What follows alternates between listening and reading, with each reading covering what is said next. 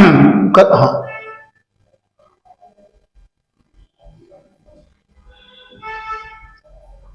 Hello student, जैसे कि हम स्टडी कर रहे हैं सेल साइकिल। हमने प्रीवियस वीडियो में आपको कैरियोकाइनेसिस बताई थी। कैरियोकाइनेसिस में हमने इंटरफेज और माइटोसिस बताई थी। माइटोसिस में हमने देखा था कि फ्लेमिंग ने टर्म्स दिया और उसको हम प्रोफेज, मेटाफेज, एनाफेज, टेलोफेज में डिवाइड करते हैं। माइटोसिस फेज में न्यूक्लियस डिवाइड होता है, एक न्यूक्लियस से दो न्यूक्लियस डिवाइड होते हैं।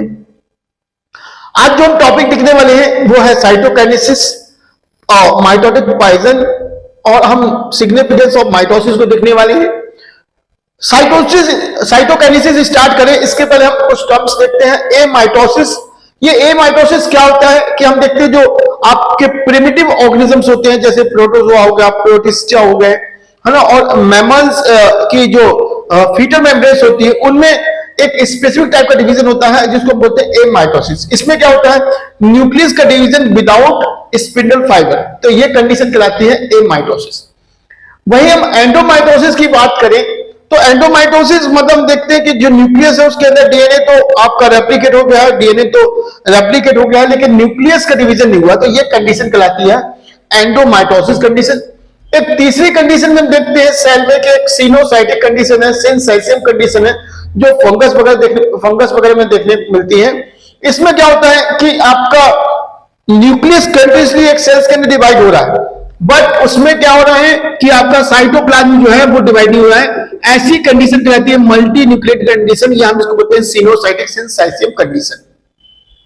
तो हमने ये देखा। दूसरी चीज देखते हैं, अब हमारा जो मेन टॉपिक है एनिमल सेल्स और प्लांट सेल किस प्रकार साइटोकाइनेसिस शो करेंगे, यानी साइटोप्लाज्म का डिवीजन किस प्रकार होता है। तो साइटोप्लाज्म का जो डिवीजन होता है वो आपका टेलोफेज से स्टार्ट होता है और जीवन तक चलता है।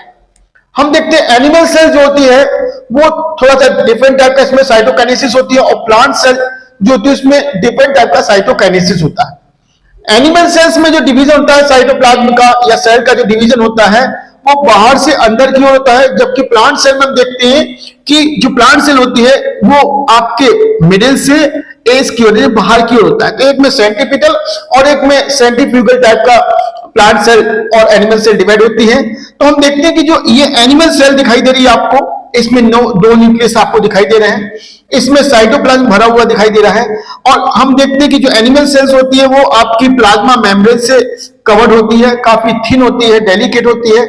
तो एक दरार, एक फूरो जो है ये आउटर सरफेस में बनता है और धीरे धीरे ये आपका डीप होना शुरू कर देता है, जिसके कारण एक सेल जो होती है दो सेल में डिवाइड हो जाती है। हम इसको इस तरीके से देख सकते हैं कि भाई हमारे पास ये एक बैलून है और इस बैलून के अंदर हमने दो छोटी छोटी बॉल डाल दी है जो न्यूक्लियस को रिप्रेजेंट करती है, और हम देखते हैं कि किस प्रकार आपका ये एक सेल दो सेल में डिवाइड हो रही है। साइटोकाइनेसिस कैसे हो रही है कि देखिए बीच में हम इसको दबा रहे हैं, देखिए साइड में ये, तो ये देखिए दब रहे हैं, एक सेल से दो सेल आपकी डिवाइड हो रही है। हम इसको इस तरीके से देख सकते हैं।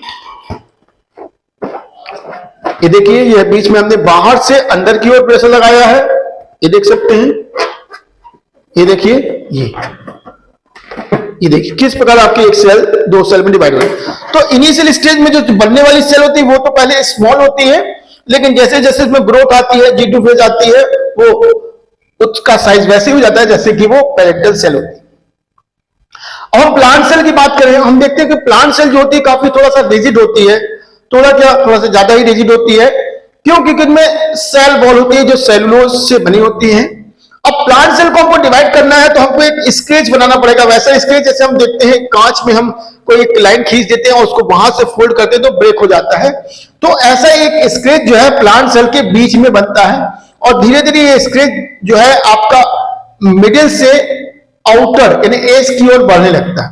और इस एज को बनाने के लिए प्लांट सेल में एनाफेज से स्टार्ट हो जाती है तैयारी, कि एनाफेज में कुछ आपका गोल्जी बॉडी जो है उससे कुछ वेसिकल्स बनने लगते हैं, और वो गोल्जी बॉडी के जो वेसिकल्स होते हैं धीरे धीरे आपके इकट्ठे हो जाते हैं एक दूसरे के ऊपर इस प्रकार। ये देखिए ये, और फाइनली उनकी मेम्ब्रेन जो होती है बीच की डिसॉल्व हो जाती है, तो एक ट्यूब जैसी स्ट्रक्चर बन जाती है इस प्रकार। तो ऐसी ट्यूब लाइक स्ट्रक्चर बीच में बन जाती है जिसको हम दरार बोलते हैं। लेकिन ये जो ट्यूब लाइक स्ट्रक्चर है बीच बीच में इसमें गैप होते हैं जो हमको क्या शो करते हैं, प्लाज्मा डेस्माटा, जिसके कारण फूड मटेरियल्स या मटेरियल्स का एक्सचेंज एक सेल से दूसरे सेल में होता है।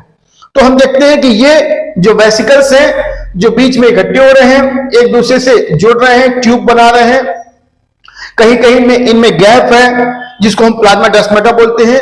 तो ये जो स्ट्रक्चर है किससे बनती है? ये बनती है फ्रैग्मोप्लास्ट से। किससे बनती है? फ्रैग्मोप्लास्ट से।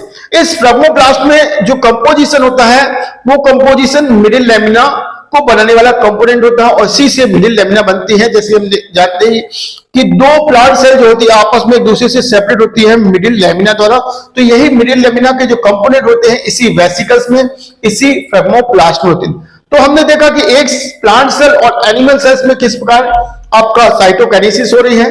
अब हम देखते हैं कि माइटोसिस पॉइजन या माइटोटिक पॉइजन, कुछ ऐसे केमिकल्स होते हैं जो माइटोसिस डिवीजन को रोक देते हैं। इनमें से एक केमिकल होता है जिसे हम माइटोसिस सी बोलते हैं या माइटोटिक सी बोलते हैं। ये केमिकल होता है जो कोल्चिसिन से बना होता है और ये मेटाफेज को इंटरप्ट करता है। इसके इंटरप्शन से आपके उस सेल्स में क्रोमोसोम्स की नंबर बढ़ने लगती है। दूसरा साइनाइड और एजाइड, जो कुछ कुछ ऐसे केमिकल्स होते हैं जो प्रोफेज और आपका इंटरफेज को इंटरप्ट करते हैं।